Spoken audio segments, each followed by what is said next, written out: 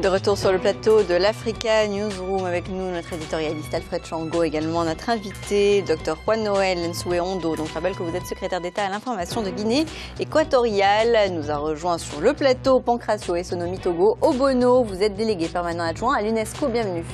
Bonne. Tout de suite, notre dossier du jour.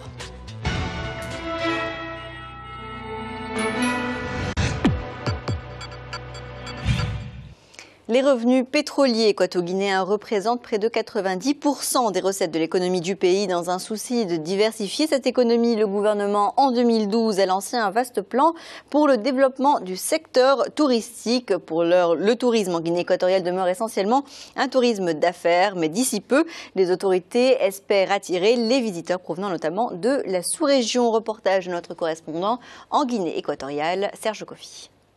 L'industrie touristique est l'un des secteurs sur lequel mise la Guinée équatoriale pour atteindre son objectif de pays émergent. Le gouvernement a décidé de mettre en place en 2012 un plan directeur du tourisme, une stratégie axée sur le développement d'un tourisme de qualité et plus rémunérateur. Outre les revenus pétroliers, les revenus du secteur touristique doivent aussi constituer un levier de croissance économique des localités d'accueil conformément au plan stratégique de développement défini par le président Théodore Obiangema Bazogo. Déjà, plusieurs infrastructures hôtelières ont été construites à Malabo, la capitale, à Bata ou encore à Mongomo, à l'est du pays. Ceci pour poser les jalons d'une véritable industrie touristique porteuse de croissance. Nous avons élaboré un plan directeur du tourisme en Guinée équatoriale. Ce plan se veut sélectif dans le sens où il marque le type de tourisme que nous souhaitons mettre en place et développer. Nous prévoyons la mise en place d'un guide touristique de Guinée équatoriale qui va répertorier toutes les destinations touristiques du pays, hôtels, restaurants et casinos.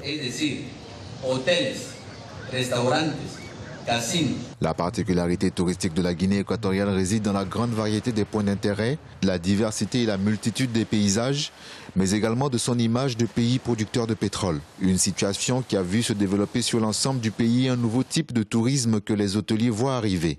Alors, le profil des personnes qui viennent ici sont de deux types. Je dirais le tourisme de conférence, donc tout ce qui est conférences économiques, conférences politiques, et après tout ce qui est tourisme d'affaires, donc des personnes qui viennent ici pour faire des affaires en Guinée équatoriale. Je dirais qu'on a à peu près 40% de tourisme conférencier et 60% de tourisme d'affaires. Dans ce secteur, l'investissement privé ne manque pas. Samuel Ateba Ono connaît bien le milieu. Il est l'un des premiers à avoir compris le potentiel touristique de son pays. Ici à Mbini, au sud de Bata, la capitale économique, l'homme d'affaires a édifié un complexe touristique, l'un des premiers du pays. Pour visiter la Guinée équatoriale, les touristes, s'ils arrivent qu'à Malabo, ils arrivent qu'à Bata, ils n'ont pas arrivé, il faut qu'ils arrivent à la Guinée profonde. C'est pour cela, c'est mieux qu'ils arrivent jusqu'à les localités comme Mbini, qui sont à 20 minutes. Avec l'autoroute, ça sera 15 minutes pour visiter la Guinée profonde. Ils vont voir comment les gens vivent, comment on est accueillant, comment on a l'hospitalité. Le pays s'offre des perspectives prometteuses. Pour le voir, il faut se rendre au sud du pays, sur cette île. L'île de Corisco, grande de 15 km² que le gouvernement place au centre de sa stratégie de développement touristique. Port, aéroport, hôtels, infrastructures de base, l'île tout entière est en chantier pour devenir d'ici 7 ans un pôle touristique. Actuellement, on a 4 projets, notamment l'aéroport où nous sommes, qui est un aéroport international avec une piste de 3120 mètres qui peut recevoir jusqu'à Boeing 747.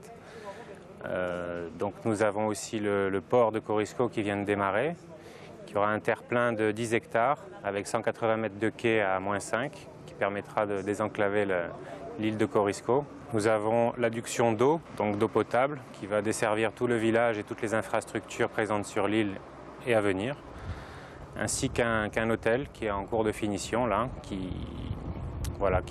possède 60 chambres, un restaurant et toutes les accommodités. L'île de Corisco est le seul espace du pays qui se visitera sans visa. Une mesure prise par le gouvernement pour attirer le maximum de touristes. Nouria Lucia Beoli Epessi est la députée de l'île de Corisco. La parlementaire plaide à l'Assemblée nationale pour que l'île ait un statut particulier. Con grandes proyectos de turismo Avec ce projet touristique balnéaire, les gens pourront désormais se consacrer au sport nautique. Ce sont des activités qui coûtent cher, mais sur l'île de Corisco, les prix seront revus à la baisse et avantageux pour les touristes. La Guinée équatoriale reste un pays encore vierge au niveau touristique. En promouvant et en développant un tourisme de qualité, le pays se dirige vers la diversification de l'économie équato-guinéenne, fortement tributaire de l'exploitation du pétrole. Il faudra maintenant développer l'offre culturelle telle que les festivals, animations culturelles et populaires. Autre enjeu, et non des moindres, pour développer le secteur touristique, le développement des infrastructures telles que les musées, salles de théâtre et un accès plus facile à Internet. Alors, Juan Noel Nsue Ondo, que représente actuellement le secteur touristique dans l'économie équato-guinéenne? Bon, c'est vrai qu'on a tendance à dire que l'économie pétrolière occupe 90% des revenus de l'État. C'est vrai, il est pour l'instant difficile de quantifier le tourisme en Guinée équatoriale parce qu'il est naissant. Par contre, ce qu'il faut révéler, c'est les grandes orientations. Et vos prévisions? Oui, voilà, les prévisions, les grandes orientations et les ambitions que nous avons par rapport à ce secteur. Nous avons été un des pays pétroliers qui a compris très tôt que le pétrole n'est pas indéfiniment comme ça exploitable et qu'il va falloir penser à l'après-pétrole. Donc diversifier l'économie. Voilà, depuis la première conférence économique jusqu'à la deuxième qui a donné les grandes définitions, les grandes lignes, qui a défini les grandes lignes du secteur touristique, parce que c'est un sous-secteur de toutes les priorités, tous les objectifs stratégiques à atteindre d'ici 2020. Et donc, nous avons pensé que nous sommes un pays modeste, en termes de population et en termes d'espace géographique. Même si nos eaux maritimes sont d'une grande étendue et que les gens ont tendance à ne pas connaître. Donc c'est-à-dire que vous vous tournez plutôt vers un tourisme balnéaire? Nous allons à long terme tourner vers un tourisme balnéaire. Mais alors il faut déjà savoir la différence de tout ça, parce que parfois on interprète, on parle du tourisme, on ne sait pas le classifier, on ne sait pas le catégoriser. Alors, il y a d'un côté un tourisme d'élite, un tourisme de luxe au standing. Donc golf, voilà, tourisme conférencier ou de congrès, comme vous dites, tourisme culturel, tourisme scientifique, tourisme religieux ou de pèlerinage, et le tourisme de masse, qu'on appelle en anglais sand, sea, sun, sex. Oui, du sable, des plages, du soleil. Une destination relativement peu chère. Donc relativement peu cher et puis dont les objectifs ne sont pas forcément, ne sont pas moralement à votre avantage. Vous voyez. Et donc nous pensons que nous devons promouvoir un tourisme, effectivement un tourisme d'élite, puisque nous avons un espace naturel riche. Et nous sommes dotés d'une nature, vous savez que nous occupons, l'Afrique centrale abrite le deuxième bassin, deuxième bassin du monde après l'Amazonie.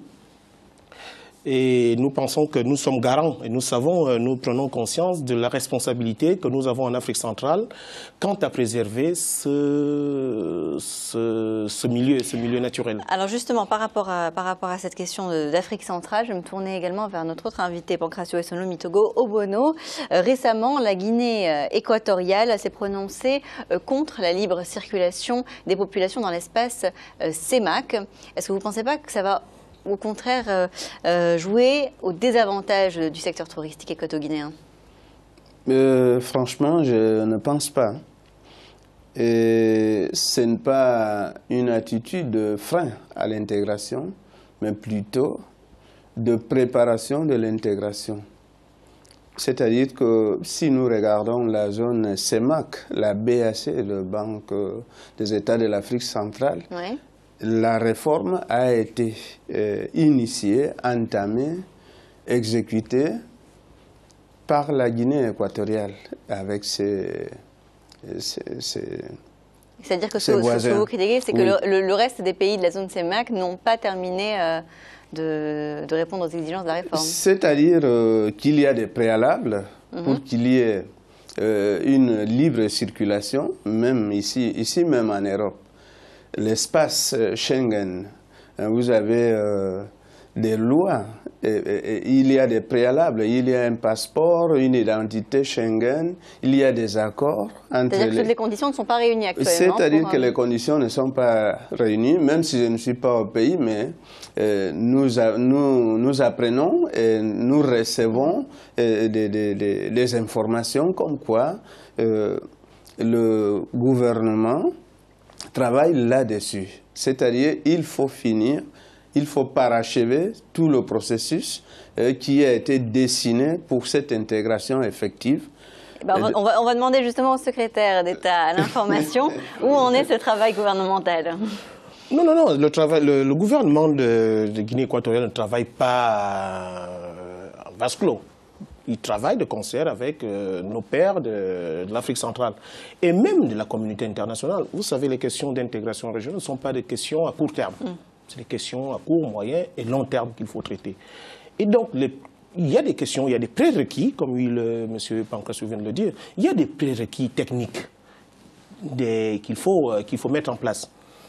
Quand on passe d'un pays à un autre, même si vous êtes dans un espace communautaire de libre circulation, on vous exige un minimum de papier d'identité qu'est le passeport.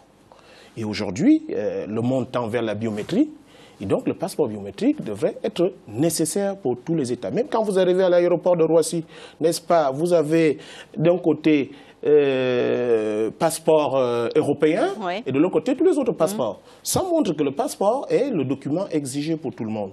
Or, en Afrique centrale, nous avons encore toutes ces questions techniques. Mais alors, en Europe, on peut également, les citoyens européens peuvent quand même voyager avec leur carte d'identité.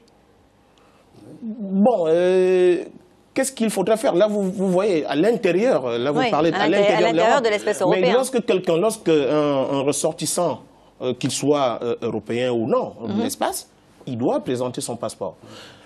Nous avons respecté les canevas de la communauté internationale. Nous n'inventons pas tout ce que nous faisons. Nous avons suivi les exigences internationales et nous les mettons en place. Le problème, peut-être que vous voulez soulever par rapport au tourisme, c'est que je vous ai bien précisé que nous avons mis en place les conditions d'un développement touristique responsable. Mon point de vue étant que par rapport à cette question du tourisme, c'est-à-dire que ce sont les contraintes administratives qui risquent de décourager certaines personnes, certains visiteurs, certains touristes de la sous-région de se rendre en Guinée équatoriale. Donc sinon, ils vont devoir préparer leur voyage beaucoup plus longtemps. C'est le contraire, mademoiselle. C'est le contraire, en fait. Nous pensons le contraire. Nous voulons être un État responsable. C'est ce que nous avons toujours prôné.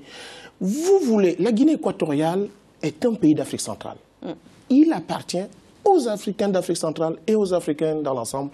Et nous accueillons pêle-mêle tous les pays qui voudraient bien, tous les membres des pays, toutes les populations du monde qui voudraient bien visiter là-dessus. Mais nous voulons leur créer un espace fiable, un espace sécurisé, un espace propre, un espace moralement acceptable. Et donc, si vous voulez... Là, vous le dites généralement, c'est ceux qui le disent, c'est ceux qui veulent venir en Guinée équatoriale, comme ça, en méli-mélo, et puis, bon, quelqu'un arrive aujourd'hui avec un visa touristique, et demain, il veut créer une affaire, et il veut même être conseiller du président de la République. Vous voyez, c'est par rapport à l'excès d'accueil que nous nous offrons à ces gens. Et donc, nous disons, vous venez... Mais vous venez dans des conditions responsables, de sorte à vous créer un climat propice aux affaires, à la formation, parce que là aussi, nous avons des étudiants, nous sommes en train de créer des universités. Vous voyez, on essaiera d'avoir la première université d'Afrique noire, avec l'université d'Oyala, qui va être une université internationale. Donc, il y aura un afflux massif d'étudiants, de professeurs, de chercheurs qui viendront dans le pays. Et nous leur offrons des conditions propres, clair, responsable pour que, effectivement, ils se retrouvent sécurisés. Alors, il y a également une question très importante pour le développement du secteur touristique, c'est également l'offre aérienne, Alfred, parce qu'aujourd'hui, voyager en Afrique coûte très cher, vu que le ciel n'est pas toujours libre. Oui, tout à fait. D'abord, le ciel africain, aujourd'hui, est dominé par les compagnies aériennes occidentales. Qui offrent les meilleurs services, les meilleures qualités, mais ça a un coût. Les billets coûtent extrêmement cher. Alors, il y a quelques compagnies africaines qui tirent leur épingle du jeu, mais il faut justement restructurer le ciel africain pour permettre justement faciliter le déplacement des populations. Alors, il y a toute une série de choses aussi qui se posent. On a parlé de la question de l'harmonisation diplomatique au niveau des passeports, pour faciliter cette libre circulation des personnes et des biens. Or, on s'aperçoit effectivement qu'aujourd'hui, il n'y a pas, compte tenu du degré de développement de chacun des pays ou de non-développement de chacun des pays, la crainte des États, c'est que justement... Il y a également une question sécuritaire pour le moment. Bien sûr, oui, tout à fait, il y a cela, mais il y a aussi la crainte que certaines populations quittent leur pays pour venir dans d'autres, prendre le travail, etc. Donc, il faut effectivement qu'il y ait une harmonisation générale. Alors, pour ce qui est du passeport, en Afrique centrale, de la CEMAC, en principe, c'est en 2014, hein, donc on a encore le temps de voir comment harmoniser toutes ces choses-là. Mais le ciel, effectivement, c'est à la fois des infrastructures aéroportuaires, c'est aussi l'accueil au niveau des aéroports, c'est aussi les transports à partir des aéroports vers les centres-villes. Donc c'est une série de services. Et donc toute une série de services effectivement qui font encore aujourd'hui problème. Alors, il y a la question aussi des compagnies aériennes africaines. Air CEMAC, aujourd'hui, c'est vraiment, j'allais dire, l'Arlésienne de la région, qui aurait pu permettre justement dans toute cette région-là... Alors, c'est justement par rapport à Air CEMAC que je me tournais vers M. Pancratio et Sonomi Togo Obono. Où en est, est-ce que la Guinée équatoriale va tenter un petit peu d'accélérer le processus d'entrée en service d'Air CEMAC pour également jouer sur la concurrence? Parce qu'aujourd'hui, le billet coûte très cher. Je pense que Monsieur le ministre est très bien placé, puisqu'il traite ces dossiers couramment. Allez-y, Monsieur le ministre. Ce n'est pas tout que d'avoir une compagnie sous-régionale. Je crois que ce n'est pas là le problème fondamental. Le problème fondamental, c'est déjà d'avoir des compagnies fiables qui soient acceptées dans tous les espaces du monde. Or, aujourd'hui, une grande partie des compagnies se trouvent malheureusement empêchées d'atterrir dans l'espace européen. Nous, heureusement encore, nous sommes en train d'accélérer le processus. Je crois que le ministre délégué à l'aviation civile est en train de s'attelle. Il travaille beaucoup et d'ici très peu, notre compagnie va, la compagnie Seiba va atterrir. D'ailleurs, nous atterrissons aujourd'hui à Madrid. Nous avons un vol direct. Bon, quid de la situation aérienne par rapport au tourisme en Guinée équatoriale? Je crois que la question sous-jacente, votre question sous-jacente est celle-là.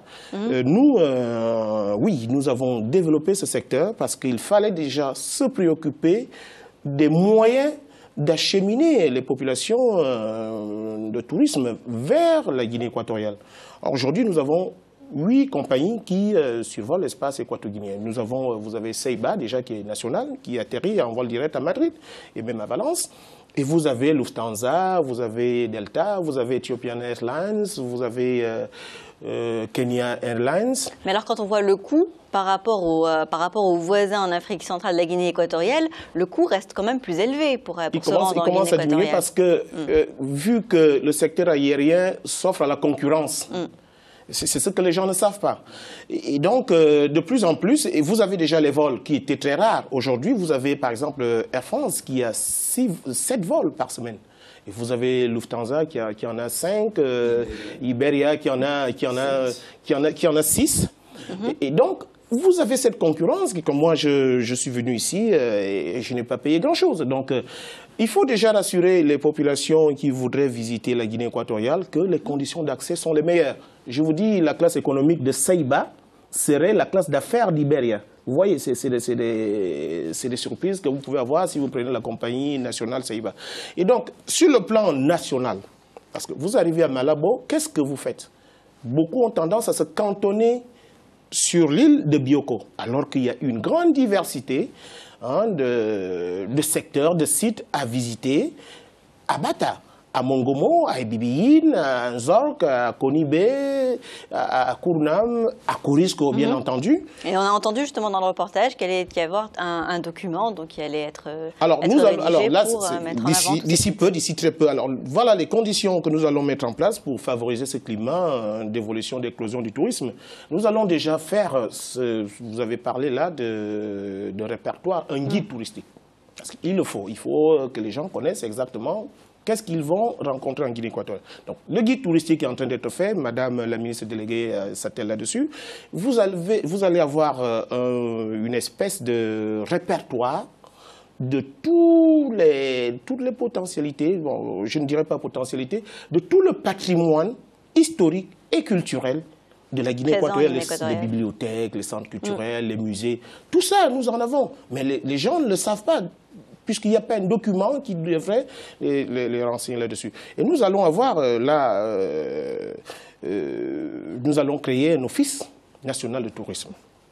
Ça aussi. Donc voilà, nous allons amplifier le secteur formation, parce que là, nous avons parlé des infrastructures, nous allons parler des intentions, mais nous n'avons pas parlé des hommes qui vont travailler là-dessus. Là, nous avons créé une école, qui est l'école... Qui va former donc les employés. Je dois vous couper la parole, monsieur Nsoué Ondo, et je dois mettre fin à ce débat.